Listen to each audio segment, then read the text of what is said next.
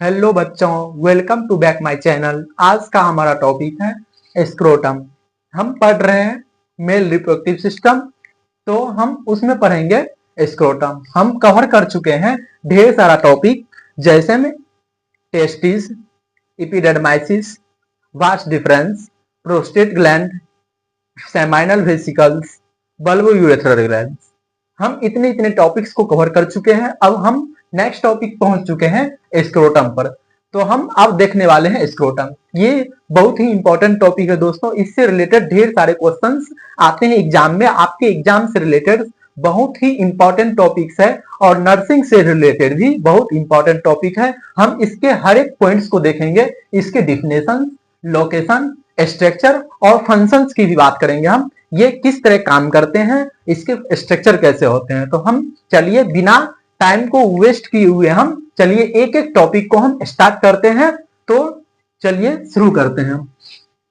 ये scrotum, scrotum क्या है आप लोग सभी जानते होंगे। ये मेल रिप्रोडक्टिव सिस्टम का एक पार्ट्स है जो क्या करता है, टेस्टिस को होल्ड करने का काम करता है। तो इट इज ए पॉच, सैक लाइक पॉच है। ये क्या है, एक पॉच है, थैला है।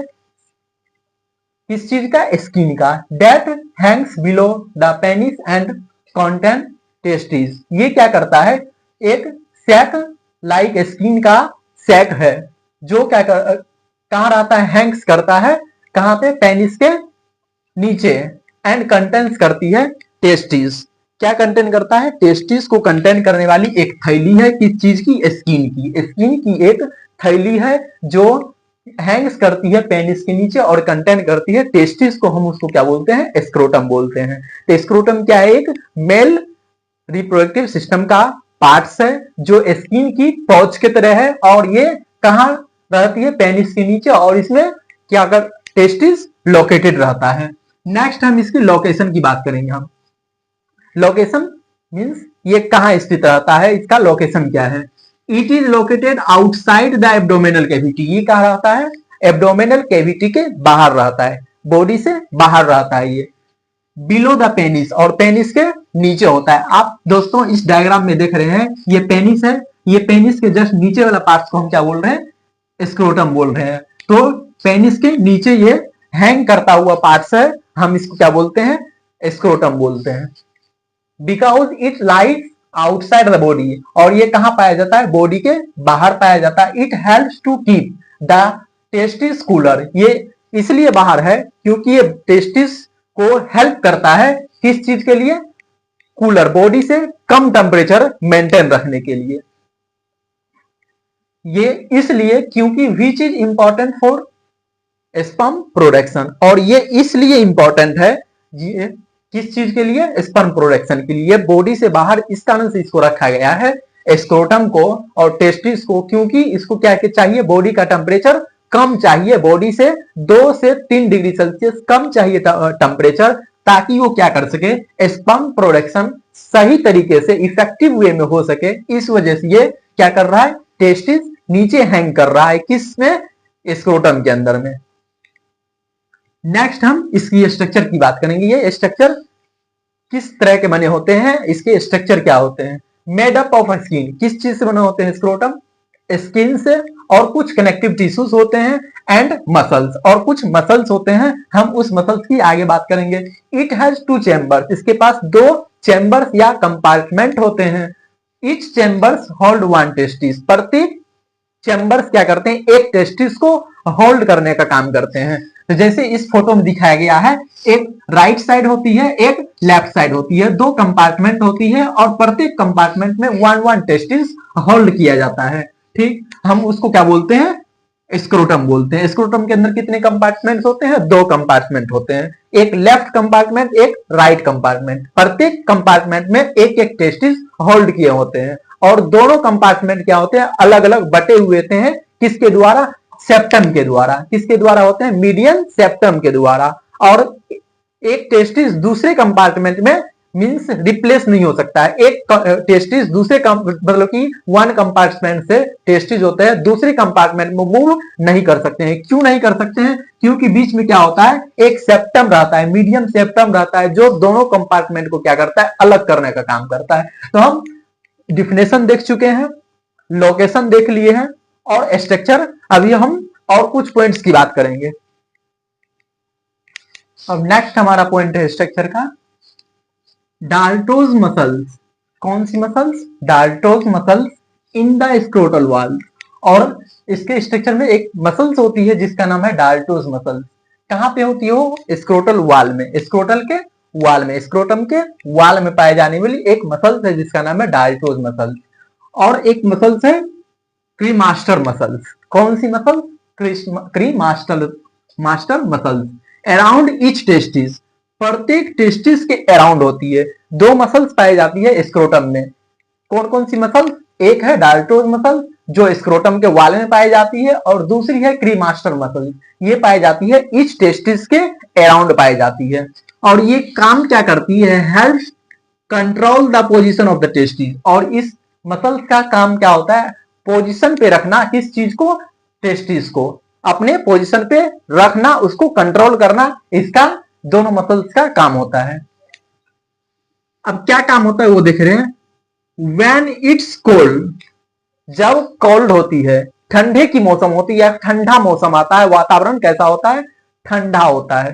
तो उस टाइम क्या होता है? The cremaster the muscle contract. ये दोनों मसल्स क्या होती है? कंट्रैक्ट होती है। जब ठंडा का मौसम होता है, हम जानते हैं कोल्ड आने पर कोई भी चीज क्या होती है? सिकुड़ती है। तो उसी तरह जब इन्वायरमेंट क्या होगी? कोल्ड होगी, तो उससे क्या होगा? मसल्स क्या होगी? कंट्रैक्ट होगी, सिकुड़ेगी। तो testis move closer to the body, और क्या होगी? टेस्टिस क्लोजर आ जाएगी बॉडी के आसपास। क्या है? ठंडा आने पर मसल्स क्या हो रहे हैं? स्क्रोटम के कंट्रैक्ट हो रहे हैं।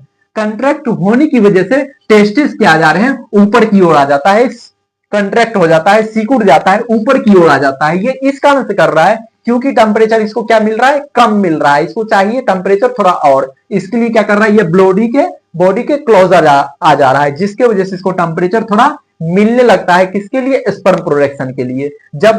जब इसको नॉर्मल टेम्परेचर नहीं मिल पाता है तो ये क्या करता है?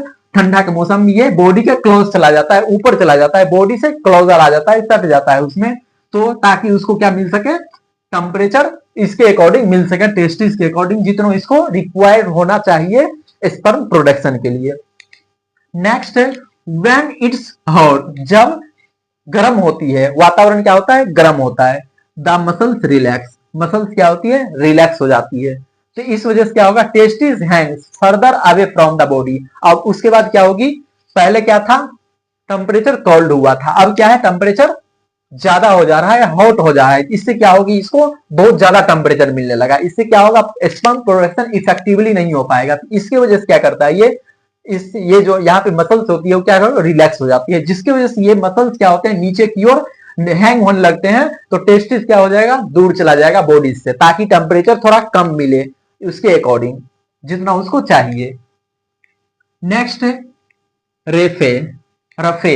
रफे क्या होता है? It is a line. एक लाइन है, रिज है, लाइन और रिज है।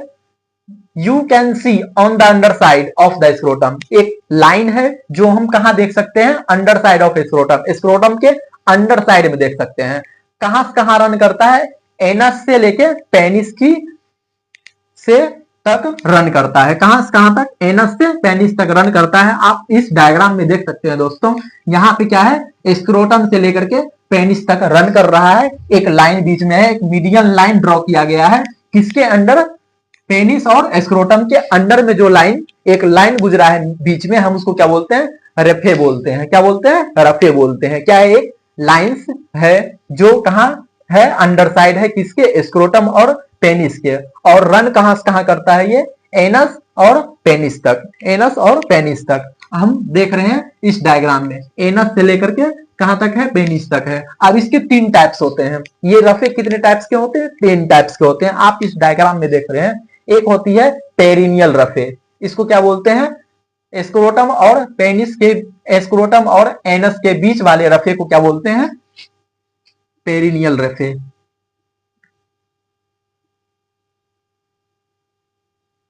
Perennial raphe. उसके बाद है स्क्रोटल रफे। किसके किसके बीच में? सिर्फ स्क्रोटल रीजन में पाए जाने वालों की क्या बोलेंगे हम? स्क्रोटल रफे।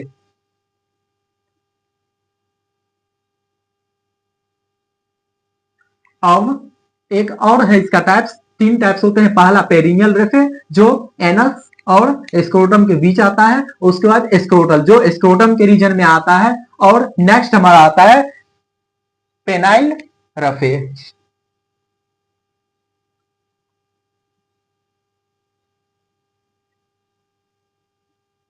पेनाइल रफे, पेनाइल रफे क्या है? जो पेनिस के रीजन में जो लाइन पाई जाएगी हम उसको क्या बोलते हैं? पेनाइल रफे।